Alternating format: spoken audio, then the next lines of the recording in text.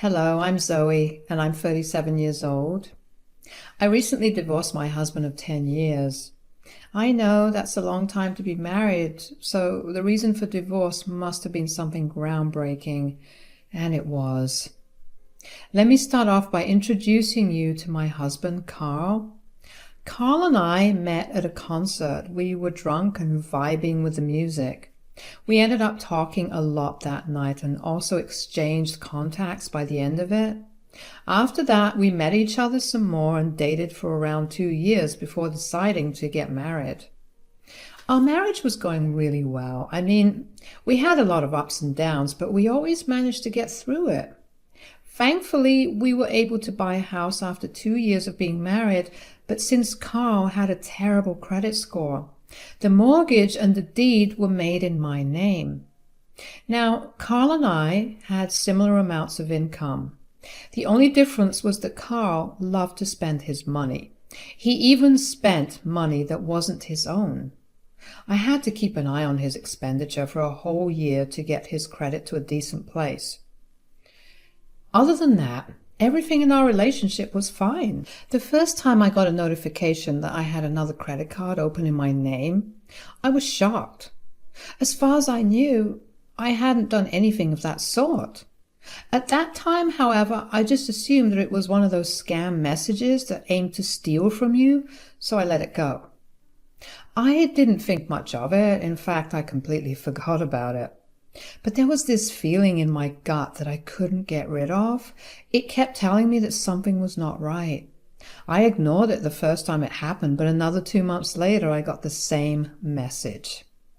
This time I felt like I should probably look into it, so I did. I looked at my credit score and saw that it had decreased. If there was one thing that I was very careful with, it was my credit score. We live in a world where not only do you get a lot of benefits based on your credit, but you are also sometimes only allowed certain things based on it. My family was very big on being financially educated, to the point where my parents even made me and all my siblings take finance courses during and after high school. They didn't care about whatever we chose to pursue in life because we had a good understanding of how the economy worked. Whatever we pursued would not matter, considering we always know our way around and through the many systems. Because of the way my parents brought me up, I knew how to be careful with my credit. So to see it tank so low made me almost pass out. I knew for a fact that I hadn't been using my credit card that much, and even when I did, I made sure to pay it back within 3 to 4 days at most. I started panicking and trying to remember if I put my card details into some sketchy website or just in general handed it out to someone, but I drew a blank. Then a sudden thought struck me. Carl had been buying a lot of fancy things recently, and as far as I knew, there was no increase in his pay and he didn't receive any extra incentives. So where had he been getting the money from? I felt at that moment that Carl had a hand in everything that was going on. Carl and I made the decision to never interfere in each other's finances or financial decisions. The only time that we did divulge our finances with each other was if we got any bonus or overtime at the time of us getting paid. We did that because we still had expenses to pay for, and a certain portion of the extra money should go towards that. Anyway, what I'm trying to say is that Carl never even told me about any such money. So I decided to ask him myself in a subtle manner about it. "That's a nice watch you got there." "Oh, yeah." "So where did you get it from?" "Just an impulse purchase." "That looks like a really expensive watch. You have that much money to spend impulsively?" "Apparently, yeah." "Did you purchase it through your credit card?" "Are you really trying to monitor and control my spending? I thought we agreed not to do anything like that." "I'm not doing anything like that. You just know how I feel about spending money that you don't have. I don't want us to struggle." "I know what I'm doing. Just let me enjoy my life." "Are you trying to say that I'm not letting you do that?" Well, yeah. You're constantly looking over my finances, and the one time I made one purchase without letting you know. It's a big deal. That's not true. I don't care how you spend your money. I only care about how your spending is going to affect us. If you spend money that can contribute towards us paying off our loans faster, that's not good. I'm not stupid enough to actually do that. Just because you did some courses in finance doesn't give you the right to control everything. It is because of my knowledge of finances that we have been living as comfortably as we can with average salaried jobs. Can we just drop it? I don't have the energy to deal with you being judgy. I couldn't understand why Carl was being so defensive. All that did was confirm my suspicions about him being the reason my credit dropped so low. Carl was pretty rude to me after that. He barely spoke to me. I tried to talk to him again multiple times, but he refused to talk to me. He called me mean and controlling many times after, and even got his mother involved in everything. She then began to blow up my phone with messages calling me a horrible person for financially abusing her son. Which, keep in mind, I have never in my life done. I just knew that when Carl and I got married, he had a horrible credit score. We had to work our way out of that low score, and that took quite a while. I had seen what impulse spending did to him. Carl was someone who bought anything that caught their eye. To him, a credit card was a source of infinite money. I tried over and over again to teach him how it worked, and while I knew he wasn't understanding much of it, I did not expect him to think of me as a villain because of it. I had seen firsthand what bad financing does to a marriage. I watched many of my friends and family members' marriages fall apart because they never planned how the money would be spent. I only wanted to avoid that. Sure, I may have been overly cautious, but given Carl's past, I couldn't help but feel like I wasn't in the wrong for that. As the days passed by, it got suffocating to be at home. So I went over to my best friend's place for a little while. I informed Carl about it, but he barely batted me an eye. I also wanted to point out that over 2 weeks had passed since our argument, and Carl only got more fancier things. He purposely placed them in places I would see to rile me up. While that didn't rile me up, seeing my credit score dip like crazy made me angry. Anyways, I drove over to my best friend Kimmy's house. It had been a while since I went over, and she welcomed me warmly. We went out to lunch, and over lunch we discussed what was going on with our lives. It was then that I opened up to her. "So, how are you and Carl?" "Not so good, actually." "What? Why?" "Well, he's been very aggressive with me, not physically, but he thinks I'm financially abusing him." "Huh? What do you mean? Give me some context." "Essentially, I've been noticing that Carl has been spending a lot of money on expensive things like watches, a whole new gaming set, and other gadgets." "Is it his own money that he's using to buy the things?" "That's the thing. I don't think it is." "So someone is lending him the money?" "I have no idea, but all I know is that my credit score has dipped like crazy, and I know that there have been multiple credit cards taken out in my name." "What? Are you saying?" "I see no other way for that to happen. I don't want to be suspicious of Carl, but he got way too defensive when I casually approached him about his big purchases. I didn't even ask him about the credit cards, just about the new purchases." "I'm pretty sure he's the one doing it. You need to collect evidence about it." "I know, but it feels wrong to invade his privacy, you know." "Who cares? He didn't care about that when he trashed your credit." "Fair. We'll go over to your place tomorrow when Carl's at work and look around for some evidence." "Yeah, okay." "Look, Zoe, fraud is fraud. I know you feel terrible about possibly having to charge your husband with it, but you need to. You can't let someone who's supposed to be your most trusted person betray you this way." "You're right. I need to think about myself this one time." "That's my girl." Kimmy and I spent the rest of the day either binge watching our favorite shows or making plans for the next day.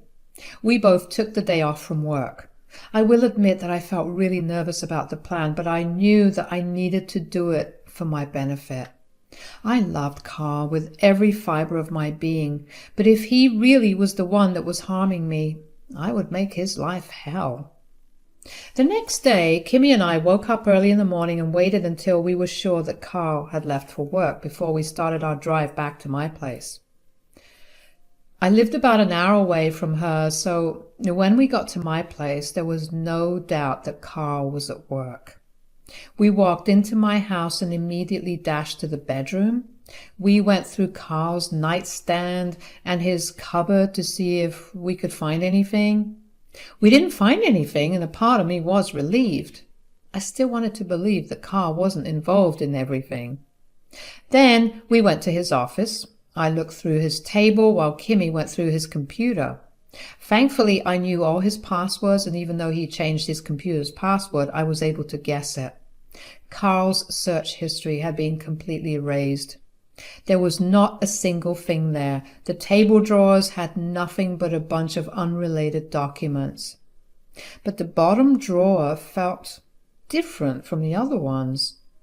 It felt hollower. Could there have been a false bottom there? Kimmy and I prodded the drawer for a little while before we managed to open the false bottom. And what would you know? There were 2 credit cards in my name in the drawer. I took pictures of it. I felt anger rising in my veins. I was seeing red. How dare Carl treat me like some villain when he was the one who was doing such horrible things to me? I was going to teach him a good lesson. I just needed to figure out how to do it in the fastest way possible. Kimmy and I put everything back the way it was before we left. Kimmy was just as angry as I was. We silently made the drive back to her place, but she kept checking in on me to make sure I was okay. I will admit that I was so angry that at some point I started crying. I was so hurt and betrayed. What had I done to Carl that made him do something like this to me? When I got to Kimmy's, I decided to FaceTime with my parents. They were my go-to people whenever I needed help with anything. I was sure they'd know what to do. They had a lot of friends and connections that could help me out if they couldn't. Hey, sweetie, how are you? It's been a while. Hi, Mom. Hi, Dad. I'm doing okay, I guess. You guess? Why? I'm kind of going through something right now. Oh, no. Where's Carl? That's the thing. He's the reason I'm struggling right now. Struggling? What do you mean? What did he do? Do you need us to come down there and teach him a lesson? No, I want to do that instead, but I do need your help figuring things out. All right, tell us what's wrong, sweetie. So, I just found out that Carl has been opening up multiple credit cards in my name and has maxed them all out. What? Yeah, I wasn't sure it was him until today. Kimmy accompanied me back home because Carl and I had an argument, and I came to stay with her. We went back and I found the credit cards in his office. That's identity theft, sweetie. You need to report it. I don't care that he's your husband. In fact, the law doesn't either. You have to file a report against him. I know. That's the plan. Everything just seems so overwhelming, though. You know what, honey? Don't you worry about a thing. Yeah, we have a friend who's a financial lawyer, and she will get everything done for you. That would mean the world to me. I'll have her contact you immediately, and she'll help you fix your credit score right away. Thanks a lot, you guys. Also, I do feel like it is important for me to ask you if you really want to continue to be in a relationship with someone like Carl. No, I don't. I'll start filing for a divorce immediately. That's my girl. Let us know if you need absolutely anything, okay? Yes, sweetie. We're only one phone call and one flight away from you. It felt great to have their support. A small part of me was terrified that they would think I was stupid and would maybe even berate me. But they approached my situation and my feelings with so much care and concern that I couldn't help but feel really relieved. True to his word, Dad had someone contact me regarding my issues. The lawyer helped me do all the necessary legal work to clear my name and penalize Carl for his crime. I submitted everything that was necessary to her, and she assured me that she would have everything cleared out in the span of a week to 10 days. I was hopeful for the first time in a while after that. Kimmy and I relaxed for a while after that. Carl never called or texted me to check in on me. While I knew I was supposed to be angry with him, I couldn't help but feel even more hurt by how he didn't care for me. That night, I fell asleep with one thought in my mind, and that was to file for a divorce the next day. The next day, my parents helped me get in touch with a good divorce lawyer as well. I was worried that Carl would try to contest the divorce, although it would be a stupid decision, granted his crime. I started the filing process for divorce, and my heart hurt. I couldn't believe that my marriage was ending this way. I went back home that day, even though Kimmy insisted that I stay. I guess I wanted to talk to Carl about what was going on. I didn't want to reveal that I knew about what he had done. I just wanted to hear his side of things once again. When I got back home, Carl was watching TV in the living room. He looked up at me and looked surprised to see me there. "Oh, wow, you're back early. Why?" "Did you not want me to come back?" "Well, obviously, I don't want you yelling at me for spending money, which, by the way, I've been eating out every day. If that makes you angry enough, you can leave again."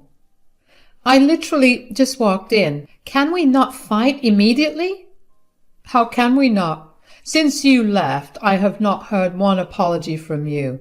Hell, I haven't heard an apology since we fought." "Why the hell do I have to apologize to you? You took things the wrong way. I was only asking how you were able to buy things." "Which is a direct attack on me. How are you not getting that?" "I can't help it if you're insecure about something. I've said it 1,000 times at this point, but I didn't mean anything by my questions. I was only concerned about our financial well-being. If you took it to heart and refused to listen to my explanation, that's your problem." "Well, fine, it's my problem. You can do no wrong after all." "I just wanted to talk things out properly, okay? That's why I even came back home. Can you just talk to me without villainizing me?" "How can I not villainize you when you keep throwing my bad spending habits in my face? Every day it feels like you're only monitoring me.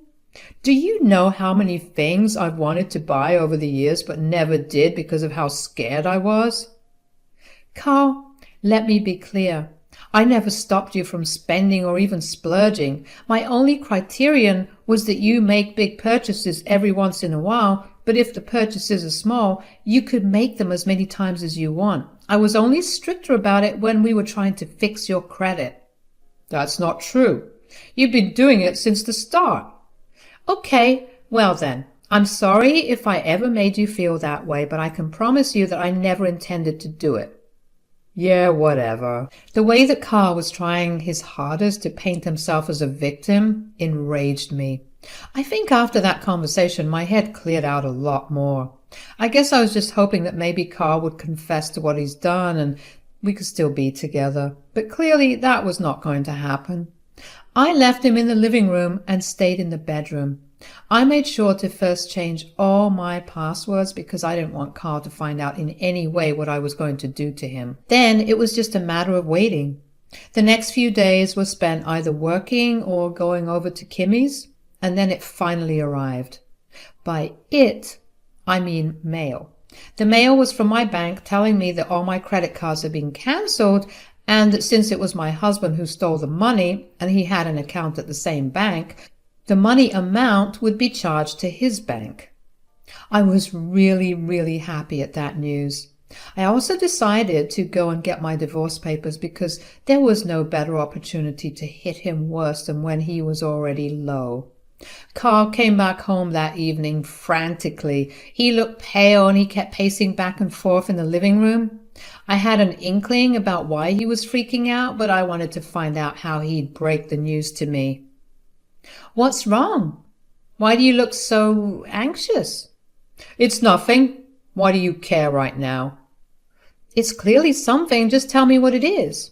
"Fine. I just got a call from the bank." "And?" "And they told me that I owe them $40,000.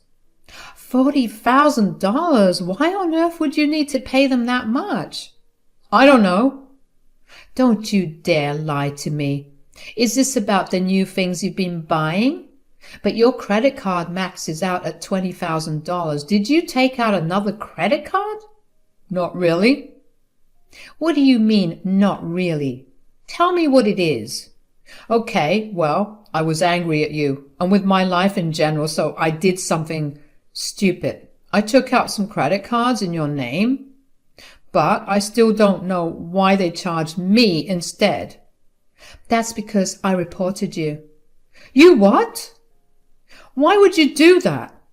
"First of all, what you did was a crime. It's called identity theft. Secondly, you're lucky that I'm only taking it this far and that the bank was lenient enough to transfer the credit into your name." "You know, I can't afford to pay that off. I was only just starting to get stable." "Well, you also know that it's wrong to steal, but you did it anyway. These are only the consequences of your actions." "You are a horrible person."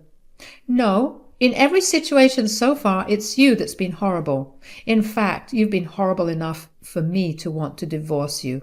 Here, sign the papers." "You're leaving me too? How cruel are you? What happened to 'till death us do part'?" "That got nulled the second you stole from me and made me feel bad. I want you out of my house in a month." I walked out of the house with my head held high. After that, things progressed pretty quickly. Carl tried reaching out to me many times, but I ignored all his calls and texts. I stayed with Kimmy for the next month because I didn't want to be anywhere near Carl. Fortunately for him, he signed the divorce papers without a fuss and even moved out.